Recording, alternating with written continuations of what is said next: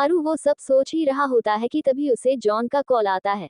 अरु call receive करता है और तब जॉन अरु को जो बात बताता है उसे सुनकर अरु की 50% टेंशन दूर होती है और उसके चेहरे पर एक हल्का सा सुकून आता है, जिसे देख वो सब लोग भी थोड़ा सोच में पड़ जाते हैं। जॉन की बात सुनकर अरु जब फोन कट करता है तभी साक्षी अरु की तरफ देख उससे पूछती है, अरु किसका फोन था बेटा और क्या हुआ? अभी फोन आने के पहले तो तुम वरित थे और अभी यू आर लुकिंग रिलैक्स। वो सब भी साक्षी की बात से पूरी तरह से सहमत होते हैं और अरु की तरफ देखते हैं। तभी अरु एक स्माइल के साथ साक्षी से कहता है, आंटी आप सब बड़े लोग ना बिल्कुल ठीक कहते हो कि अगर सच्चे दिल से हम बाबा जी से प्रे करें तो वो सुन ही लेते हैं, और देखो मैंने भी सच्चे दिल से उनकी हेल्प मांगी और उन्होंने कर दी। तभी ऋषि कंफ्यूज होकर अरु से पूछता है, व्हाट यू मीन? मुझे तो कुछ समझ नहीं आ रहा है अरु, प्लीज साफ साफ बताना। इस पर अरु हंसते हुए ऋषि से कहता है, बता रहा हूँ गधे, ध्यान से सुन। अरु उन लोगों की तरफ देख उनसे कहता है, आप ही सुनिए। मैं इस बात को लेकर परेशान था कि कॉलेज में परी के साथ कौन रहेगा। भाभी नहीं रह सकती क्योंकि उन्हें लेक्चर्स लेने होते हैं, और रही बात गार्ड्स की तो वो कॉलेज के अंदर नहीं जाएंगे क्योंकि मैं मेरी बच्ची को ये फील नहीं कराना चाहता कि वो किसी तरह के कैद में है। मुझे कोई ऐसा चाहिए था जो पंखू भाभी की तरह कॉलेज में रहकर बेबी का ध्यान रखे, पर उसके वजह से मेरी बच्ची को ये ना लगे कि वो परी पर नजर रख रहा है या उसे कैद में रख रहा है। इन सब चीजों में हम सबके दिमाग में से एक बात तो बिल्कुल निकल ही गई कि उस कॉलेज में परी के अलावा वो सब ये सीक्रेट है, थोड़ा वेट करो भी है। हाँ वो सब अपने वैकेशन के लिए गए थे, बट अभी मुझे जॉन ने बताया कि दे आर बैक नाउ और कल से कॉलेज ज्वाइन कर रहे हैं। मतलब कल से प्रिंसेस के साथ वो सब होंगे भाभी के साथ साथ, और मेरा बच्चा वहाँ बिल्कुल भी अकेला नहीं होगा। अरु की बात सुनकर सबके चेहरे पर एक बड़ी सी स्माइल आती है और राघव अरु से कहता है, तो फिर टेंशन की कोई बात ही नहीं है। बस उनको एक बार परी के बारे में पता चल जाए, फिर देखना हमें प्रिंसेस के लिए एक्स्ट्रा गार्ड्स भी नहीं लगेंगे। तभी पार्थ भी राघव की बात से सहमत होते हुए अरु से कहता है, हाँ डैड इज राइट अरु, इसमें एक बात हम कैसे भूल सकते हैं कि जैसे तुम पूरी दुनिया पर राज करते हो ना, बिल्कुल वैसे ही वो पूरे कॉलेज पर राज करते हैं। पूरी कॉलेज डरती है उनसे, और फिर किसमें इतनी हिम्मत होगी उनसे पंगा लेकर अपनी मौत को इनविटेशन देने की। तभी साक्षी थोड़ा घबराते हुए उन सब से कहती है, ये सब तो ठीक है पर क्या वो लोग प्रिंसेस को एक्सेप्ट करेंगे, और अगर उन्होंने मेरी बच्ची को कोई तकलीफ पहुंचाई तो? साक्षी की बात सुनकर अरु साक्षी के पास आता है और उसका हाथ पकड़कर उसकी तरफ देखते हुए उससे कहता है, वो जरूर एक्सेप्ट करेंगे परी को, आप चिंता मत करिए आंटी, क्योंकि वो इतनी क्यूट है कि उसकी क्यूटनेस और मासूमियत देखकर तो मेरे जैसे असली हैवान के अंदर भी उसके लिए प्यार जाग गया। तो वो लोग क्या है, वो मेरे जैसे तो बिल्कुल भी नहीं है। मुझे ना किसी पर रहम नहीं आता जब मैं गुस्से में होता हूँ, पर वो लोग चाहे कितने भी गुस्से में क्यों ना हो, पर जब तक कोई अपनी हद पार नहीं करेगा तब तक वो भी अपना काबू नहीं खोते। आप देखना जैसे हम सब परी के लिए पागल है ना, वैसे ही वो भी हो जाएंगे जब वो प्रिंसेस से मिलेंगे। बट अगर आपका डर सही हुआ तो मैं उन लोगों को छोड़ूंगा नहीं। अगर वो शैतान है तो मैं हैवान हूँ जो उनसे कहीं ज्यादा डरावना और खतरनाक है। अरु को ऐसे देख ऋषि अरु से कहता है, अभी शांत हो जा मेरे भाई, अगर परी ने तुझे ऐसे देख लिया ना तो खामखा डर जाएगी बच्ची यार। और रही बात उन सबके बेबी को एक्सेप्ट करने की, तो वो करेंगे ही क्योंकि इतने प्यारे से बच्चे को कौन इग्नोर कर सकता है। तभी ऋषि साक्षी से एक स्माइल के साथ कहता है, आंटी मैं समझ सकता हूँ कि आपको बेबी के लिए डर लग रहा होगा। आप माँ हो उसकी तो इट्स नेचुरल, पर मेरा यकीन मानिए ऐसा कुछ नहीं होगा, और प्रिंसेस को उनसे कोई भी खतरा नहीं है। हम सब बहुत अच्छे से जानते हैं ना उनको। भले ही वो सब बाहर से दिखते डरावने हैं पर अंदर से बहुत ज्यादा सॉफ्ट हार्टेड है, बिल्कुल इस खड़ूस अरु की तरह। ऋषि का अपने लिए ताना सुन अरु ऋषि को अपनी तीखी नजरों से घूरने लगता है, तो वही दूसरी तरफ वो सब हंसने लगते हैं। अरु अपनी जगह से उठता है और उसे ऐसे देख ऋषि भी अपनी जगह से उठकर पीछे की तरफ जाने लगता है। अरु अपने कुर्ते की दोनों स्लीव्स को अपनी कोहनी तक मोड़ते हुए उसकी तरफ बढ़ता है और अपने दांत पिसते हुए उससे कहता है, क्या कहा तूने? मैं खड़ूस हूँ? रुक अभी तुझे बताता हूँ कि ये खड़ूस तेरे साथ क्या क्या कर सकता है। इतना कहकर अरु ऋषि के पीछे उसे पकड़ने के लिए भागना शुरू करता है, और ऋषि तो अरु के डर की वजह से पूरे हॉल में इधर उधर भागने लगता है। ऋषि आगे आगे भागता है तो अरु उसके पीछे उसे पकड़ने के लिए भागता है। तभी ऋषि खुद को अरु से बचाते हुए उससे कहता है, अबे मेरे बाप अभी छोड़ भी देना यार, बच्चे की जान लेगा क्या? ऐसा क्या गलत बोला मैंने? सभी तुझे यही बुलाते हैं और तेरी बच्ची भी तुझे यही बुलाती है। ऋषि की बात सुनते हुए अरु उससे कहता है, मुझे सबसे कोई लेना देना नहीं है, और रही बात प्रिंसेस की तो वो मेरी बेटी है, उसका जो मन करेगा वो बुलाएगी। इसका मतलब ये नहीं कि तू भी इस बात का फायदा उठाएगा। नहीं तू रुक, आज मैंने तेरी एक एक हड्डी पसली तोड़ देनी है कमीने। अरु को अपनी तरफ आते हुए देख ऋषि प्लेफुली रोने लगता है और उससे कहता है, क्या यार, एक खड़ूस क्या बोला उसके लिए, तू तो मेरे पीछे ही पड़ गया। ऋषि ऊपर की तरफ देखकर कहता है, बाबा जी मेरे लिए आप ऊपर जगह बना कर रखो, आज ये अरु पक्का मुझे आपके पास भेज कर रहेगा। अरु और ऋषि टॉम एंड जेरी के जैसे एक दूसरे के पीछे भागते हैं तो वही राघव, साक्षी और पार्थ उनको देखकर हंसने लगते हैं। तभी राघव उन दोनों अरु और ऋषि की तरफ देखते हुए साक्षी और पार्थ से कहता है, वैसे देखा जाए तो ये इतने बड़े हैं पर इनका बचपना कब जाएगा पता नहीं। वो दोनों भी राघव की बातों से सहमत होते हैं और तभी वो सब ऊपर से उनके प्रिंसेस की आवाज सुनते हैं जो अभी सिया और नीति के साथ सीढ़ियों पर खड़ी होती है। रूह अरु और ऋषि की तरफ देख उन दोनों से कहती है, अरु, ऋषि भैया आप दोनों ऐसे टॉम एंड जेरी की तरफ एक दूसरे के पीछे क्यों पड़े हो? आप दोनों कोई गेम खेल रहे हो क्या? अगर हाँ तो मुझे भी खेलनी है। इतना कहकर रूह दौड़ते हुए सीढ़ियों से नीचे आती है और उसे ऐसे देख सबके सब डर जाते हैं पर अरु का दिल उसके गले तक आ जाता है। अरु रूह की तरफ देखते हुए चिल्लाता है, परी दौड़ना नहीं, वही रुको बच्चे, गिर जाओगे आप।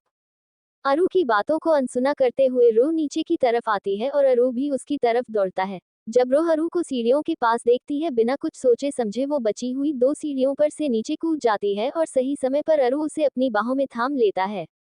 जब रूह का सिर अरु के बहुत तेजी से धड़कते हुए सीने पर पड़ता है रूह की आंखें बड़ी बड़ी हो जाती है। अरु रूह को कसके पकड़ता है मानो जैसे अगर वो रूह को अपने से दूर करेगा तो रूह कहीं गायब हो जाएगी। तभी ऊपर सीढ़ियों पर खड़ी सिया बहुत धीमी आवाज में नीति से कहती है, भाभी परी की क्लास लगने वाली है अभी अरु के हाथों। अरु बहुत ज्यादा डर गया है और तो और मुझे 110% यकीन है कि जितना वो डरा है ना उससे कहीं ज्यादा उसे गुस्सा आ रहा होगा और देखो अभी कैसे वो अपने आपे से बाहर आता है। तभी नीति रूह की तरफ देख सिया से कहती है, हाँ सिया अरु गुस्सा तो होगा पर इस बार गलती प्रिंसेस की ही है ना, अगर उसे कुछ हो जाता तो।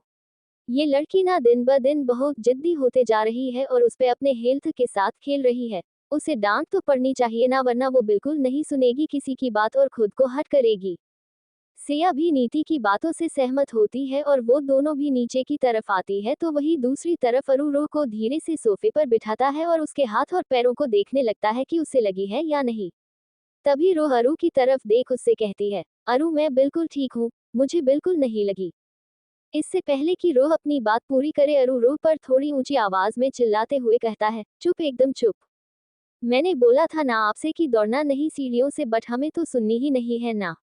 अगर गलती से आपका पैर स्लीप हो जाता या फिर आप गिर जाते तो क्या होता, कुछ सोचा है आपने और क्या करते हम?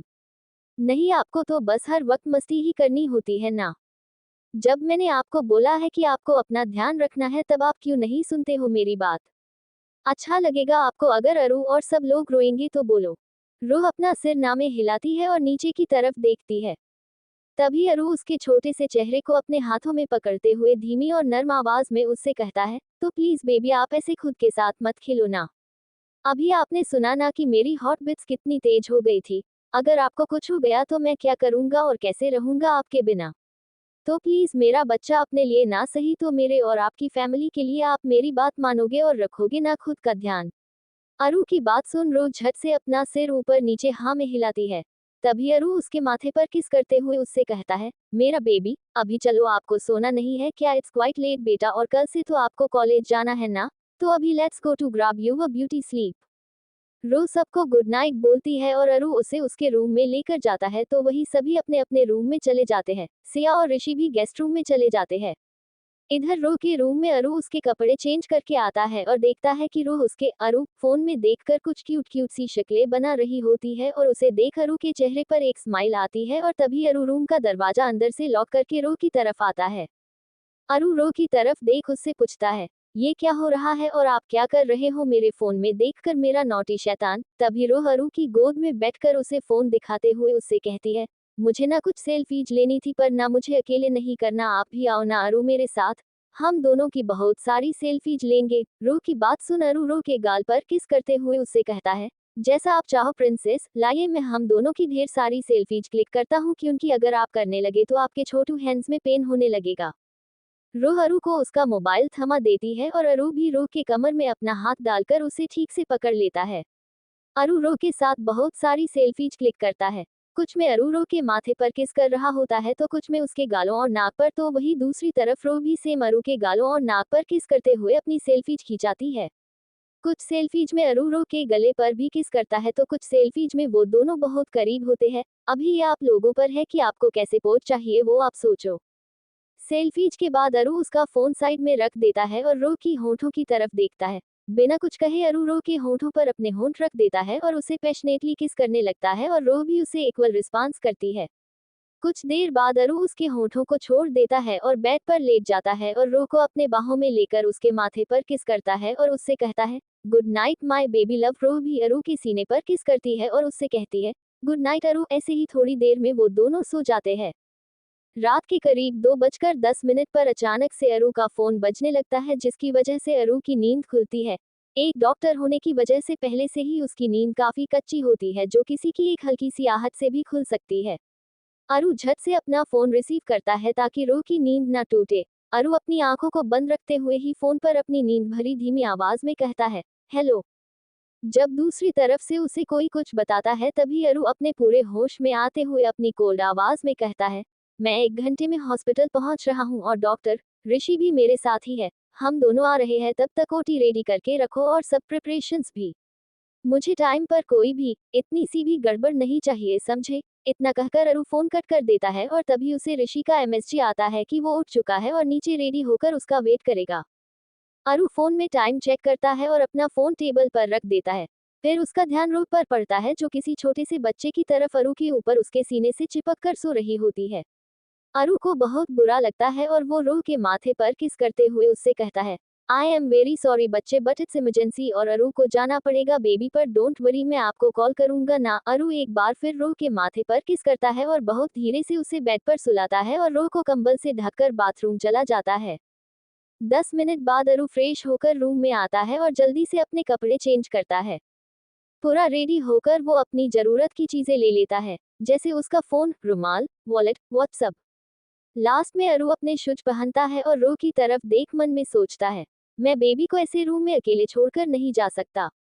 अगर बीच में बच्ची उठ गई तो रूम में खुद को अकेला देखकर डर जाएगी, जो मैं बिल्कुल भी नहीं चाहता। क्या करूं, बेबी को अंकल आंटी के पास सुला दूं? नहीं यार, इतनी रात गए, मैं उन्हें डिस्टर्ब नहीं कर सकता और सिया के पास वो पहले कभी सोई नहीं है, तो आई डोंट नो सिया को कैसे लगेगा। अभी मेरे पास एक ही ऑप्शन है भाई भाभी, पर वो भी कुछ कॉम्प्रोमाइजिंग पोज में रहे तो। आह बाबा जी, क्या करूं मैं। हाँ, एक काम करता हूँ, भाई को पहले एक एमएसजी करता हूँ, अगर मैं जैसा सोच रहा हूँ वैसा रहा तो वो अलर्ट हो जाएंगे। अरू अपना फोन निकालता है और पार्थ को एक एमएसजी करता है और उसके रिप्लाई आने का वेट करता है। जब 5 मिनट बाद अरू को पार्थ का रिप्लाई आता है तभी अरू बहुत धीरे से सोती हुई रो को अपनी गोद में उठाता है और रूम से बाहर चला जाता है। पार्थ अपने रूम के बाहर अरू का वेट कर रहा होता है। तभी अरू रो को लेकर वहां आता है, पर जब अरू पार्थ को शर्टलेस और सिर्फ उसके शॉर्ट में देखता है तो पार्थ की टांग खींचते हुए धीरे से अरू पार्थ से कहता है, ओह, तो मतलब मेरा शक सही था, कल रात को आपके रूम में बहुत कुछ हुआ है। हाँ, नो प्रॉब्लम भाई, बट अभी लीजिए संभालिए इसे, मुझे और ऋषि को अर्जेंटली हॉस्पिटल जाना है। अरू बहुत धीरे से रो को पार्थ की गोद में दे देता है और पार्थ रो को अपने सीने से लगाते हुए अरू से कहता है, तुम दोनों की भी नींद नहीं हुई है तो इसीलिए ड्राइवर को लेकर जाओ, संभाल के जाना और सर्जरी खत्म होते ही कुछ खा लेना, समझे। अरू पार्थ की बातें सुनकर उसकी तरफ देखता है। तभी पार्थ अरू से पूछता है, क्या हुआ, ऐसे क्यों देख रहे हो अरू? इस पर अरू एक प्यारी सी स्माइल के साथ पार्थ से कहता है, भाई अपना बिल्कुल वीर और माही भाई की तरह हो, जैसे वो दोनों हमेशा मेरे लिए वरिड रहते हैं ना, वैसे आप भी हो। इतने में ही ऋषि पीछे से आकर अरू से कहता है, सिर्फ तेरे लिए नहीं मेरे लिए भी है, और वो दोनों वीर और माही भी तेरे साथ साथ मेरे पास भी एक नहीं 3 भाई है जो मुझसे इतना ज्यादा प्यार करते हैं और कभी कभी तो मेरी बैंड बजाने के लिए भी तैयार रहते हैं। ऋषि की बात सुनकर पार्थ अरू की तरफ देख उससे कहता है, अरू इस लड़के का कुछ नहीं हो सकता। इस पर अरू हंसते हुए पार्थ से कहता है, अब जो भी है हमें ही झेलना है भाई, अभी कुछ नहीं हो सकता। तभी ऋषि अपना मुंह बनाते हुए अरू से कहता है, क्या यार, तू मेरा भाई नहीं दुश्मन है पिछले जन्म का, जब देखो तब मेरे पीछे ही पड़ा रहता है। पर 1 मिनट बाद ऋषि अरू को गले लगाते हुए उससे कहता है, पर जो भी हो, ना ही मुझे तुझसे कोई दूर कर सकता है और ना ही मैंने तेरा पीछा छोड़ना है। मैं हमेशा तेरे साथ रहूंगा साले। ऋषि का लास्ट वर्ड सुनने के बाद पार्थ ऋषि को घूरने लगता है तो अरू ऋषि के सिर पर मारते हुए गुस्से में उससे कहता है, अबे गधे, प्रिंसेस है यहाँ और तू ऐसे वर्ड यूज कर रहा है मेरी बच्ची के आगे। आगे से ऐसा किया ना तो पेड़ से उल्टा लटका दूंगा तुझे और नीचे से सब बंदर छोड़ दूंगा, फिर करते रहना उनके साथ मस्ती। ऋषि अपनी आंखें बड़ी बड़ी कर नामे अपना सिर हिलाता है। तभी अरु ऋषि से सीरियस आवाज में कहता है, अभी चल केस थोड़ा कॉम्प्लिकेटेड है, हमें जल्द से जल्द पहुंचना होगा। ऋषि अरु को हाँ में जवाब देता है और अरु पार्थ की तरफ देख उससे कहता है, डोंट वरी भाई, मैं ड्राइव करूंगा और अब तक मेरी बची कुची नींद भी पूरी तरह से भाग गई है और वैसे भी हमें आदत है, it's like our daily routine. अभी आप भी जाकर सो जाइए, गुड नाइट। अरु रो के माथे पर किस करता है और उससे कहता है, गुड नाइट, स्लीप टाइट मेरी जान। अरु के बाद ऋषि भी रो के माथे पर किस करता है और दोनों वहां से चले जाते हैं। पार्थ भी रो को अपने रूम में लेकर आता है और उसे बहुत धीरे से नीति के बगल में सुलाता है जो अभी सोई हुई होती है। पार्थ अपने रूम का दरवाजा बंद करता है और फिर रो के पास आकर लेट जाता है। रो पार्थ और नीति के बीच में सोई हुई होती है। पार्थ रो की तरफ देखता है जो अभी नीति से किसी 2 साल के बच्चे की तरह उसके सीने से चिपक कर सोई थी और नीति ने अपनी गहरी नींद में भी रो को अपनी बाहों में ले लिया था। उन दोनों को ऐसे देख पार्थ के चेहरे पर एक मुस्कान आती है और वो भी रो को पीछे से गले लगा लेता है और अपना हाथ रो के हाथ पर रख देता है जो अभी नीति के पेट से लिपटा हुआ होता है। रो पूरी तरह से अपने भैयू भाभी की बाहों में कैद हो जाती है और पार्थ रो के बालों पर किस करते हुए सो जाता है। सुबह के करीब 7 बजे के बीच नीति की नींद खुलने लगती है क्योंकि उसके चेहरे पर अभी सूरज की किरणें पड़ रही होती है और शायद उसी वजह से रो भी अपना चेहरा नीति के सीने में छिपा देती है। नीति को जब ये महसूस होता है तब वो अपनी आंखें खोलती है और देखती है कि रो कैसे उससे लिपटकर सोई है और पार्थ भी रो से लिपटकर सोया हुआ है। रो को अपने पास एक नीति के चेहरे पर एक स्माइल आती है और वो रो के माथे पर किस करती है। नीति सबसे पहले टाइम देखती है जो अभी 7:10 दिखा रहा होता है और टाइम देखने के बाद नीति बहुत धीरे से पहले पार्थ का हाथ अपने पेट से उठाती है और फिर रो का। नीति नीचे की तरफ देखती है जहां रो का एक पैर नीति के पैरों पर होता है तो नीति बहुत धीरे से रो का पैर भी हटाती है और वहां से उठती है। पर जैसे ही रो को नीति की आहट महसूस नहीं होती वो अपनी दूसरी तरफ मुड़ जाती है और पार्थ के सीने में अपना चेहरा छिपाकर सो जाती है। पार्थ भी रो को पूरी तरह से अपने आप में छुपा लेता है और ये सब देख नीति हंसती है। नीति पार्थ की तरफ आते हुए धीरे से उसके कानों में कहती है, गुड मॉर्निंग हबी, 7 बज गए, आज तुम्हें जिम नहीं जाना। तभी पार्थ रो को और कसके पकड़ते हुए नीति से अपनी नींद में ही कहता है, कल रात को हम दोनों ने साथ में मिलकर जो वर्कआउट किया ना उसमें मेरी 50% कैलोरी बर्न हो गई है, तो आज के लिए मुझे कोई और वर्कआउट नहीं करना। Baby I am so tired, let me sleep little more with my बच्चा प्लीज। नीति उन दोनों की बॉडी पर कंबल ओढ़ाते हुए पार्थ से कहती है, ओके बाबा सो जाओ, बट टाइम पर उठ जाना और परी को भी उठा देना। याद है ना, आज से कॉलेज ज्वाइन करना है उसे, अगर देर से उठेगी तो फिर सब कुछ जल्दी जल्दी में करेगी, वो तो ध्यान रखना। पार्थ सिर्फ अपना सिर हिलाता है और नीति बाथरूम में चली जाती है। जब 20-25 मिनट बाद नीति बाहर आती है और उन दोनों की तरफ देखती है तो उसकी आंखों में एक प्यार सी चमक दिखने लगती है और वो झट से उनकी एक फोटो अपने फोन में ले लेती है। पूरी तरह से रेडी होने के बाद नीति नीचे चली जाती है और देखती है कि साक्षी और सिया दोनों सोफे पर बैठे बैठे कुछ बातें कर रही होती है। नीति उन दोनों को गुड मॉर्निंग विश करती है और फिर वो तीनों अपने अपने कामों में लग जाती है। दूसरी तरफ रूम में पार्थ उठता है और रो को भी उठाता है और जब रो पार्थ से अरु के बारे में पूछती है वो उसे सब बताता है। ऐसे ही टाइम निकल जाता है और रो अभी पूरी तरह से अपने कॉलेज के लिए रेडी होकर बैठी होती है। यहाँ तक कि उसने ब्रेकफास्ट भी कर लिया होता है और वो अपना बैग लेकर नीचे हॉल में सबके साथ बैठी होती है क्योंकि अरु ने एमएसजी करके कहा होता है कि वो रो को कॉलेज ड्रॉप करने के लिए जाएगा। थोड़ी देर बाद अरु भी आ जाता है और जब वो रो को देखता है उसकी आंखें चमकने लगती है क्योंकि रो ने वही कपड़े पहने होते हैं जो अरु ने उसके लिए पसंद किए होते हैं, जो कि एक बहुत ही खूबसूरत हल्के ग्रीन कलर की स्कर्ट और उस पर प्लेन व्हाइट कलर का टॉप होता है। अरु रो की तरफ आता है और धीरे से उसके कानों में कहता है, क्या बात है, मेरा छोटू बेबी तो आज बहुत हॉटी लग रहा है। रो बिना कुछ बोले सिर्फ अपनी पलकें झपकाती है और तभी अरु साक्षी से पूछता है, आंटी प्रिंसेस ने ठीक से अपना ब्रेकफास्ट कर लिया ना। साक्षी अरु को हाँ में जवाब देती है और तभी अरु अपने एक हाथ में रो का न्यू क्यूट रैबिट वाला बैग पकड़ता है और अपना दूसरा हाथ रो की कमर में डालते हुए उससे कहता है, तो चले बेटा वरना लेट हो जाओगे आप। रो सबको बाय करते हुए अरु के साथ बाहर चली जाती है और उसके साथ गाड़ी के पीछे वाली सीट पर बैठ जाती है और ड्राइवर गाड़ी स्टार्ट करता है। इधर अरु की गाड़ी में रो बस अपनी बातें किए जाती है तो अरु बहुत ध्यान से उसकी सभी बातें सुनता है। जब वो रो के कॉलेज के पास पहुंच जाते हैं तभी रो अरु से कहती है, आप मुझे यहीं पर छोड़ दो, मैं यहाँ से चली जाऊंगी। रो की बात सुन अरु उससे पूछता है, पर बच्चे मैं आपको कॉलेज में छोड़ देता हूँ ना, तो फिर आप यहीं पे क्यों उतरना चाहते हो। अरु की बात सुनकर रोह अपना क्यूट गुस्से वाला मुंह बनाते हुए झट से उससे कहती है, वो ना कॉलेज की सभी लड़कियां आपको देखने लगेगी और मुझे अच्छा नहीं लगता जब कोई आपको देखता है। आप सिर्फ रूही के हो। रो की अपने लिए जिद देखकर अरु हंसने लगता है और उसको अपने गले से लगाते हुए उससे कहता है, हाँ मेरा बेबी, मैं सिर्फ और सिर्फ आपका ही हूँ और हमेशा रहूंगा। इस पर रूही एक स्माइल के साथ अरु से कहती है, मुझे पता है पर आप मुझे यही उतारो ना, मैं चली जाऊंगी। अरु को ये पता है कि रो कितनी जिद्दी है और इसी के चलते अरु रो की बात मान जाता है और रो को थोड़े ऑर्डर देने के बाद फाइनली उसे जाने देता है। रो के जाने के बाद अरु भी रो के पीछे पीछे कॉलेज की तरफ चला जाता है और इधर कॉलेज में जब रो अंदर आती है तो सबके सब उसे किसी पागलों जैसे घूरने लगते हैं, जैसे वो कोई दूसरे प्लानेट से आए हो।